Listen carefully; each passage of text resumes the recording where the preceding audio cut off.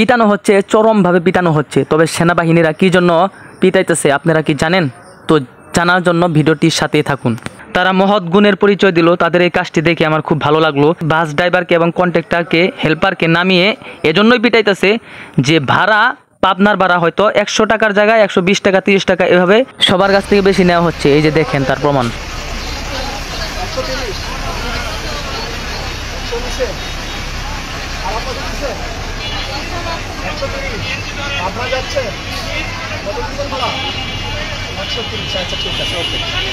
এখন আপনারা বলতে পারেন এভাবে মারা কি ঠিক হচ্ছে?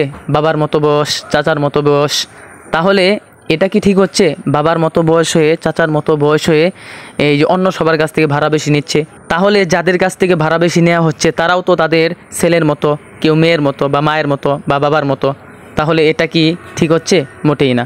আর এজন্য বাস থামিয়ে সেনাবাহিনীরা যে কাজটা করছে এটা একদম ঠিক কাজ করছে। এটা আমার কাছে খুব ভালো লাগলো। তাদের জন্য দোয়া ও ভালোবাসা রইল। জাযাকাল্লাহ খৈর। আল্লাহ তাআলা তাদেরকে উত্তম প্রতিদান দান করুন। দেশের প্রত্যেকটা সেক্টরে, বিভিন্ন জায়গায়, প্রত্যেকের জায়গা থেকে যদি এভাবে ন্যায় বিচার করতো তাহলে আজ দেশ অনেক উন্নত থাকতো।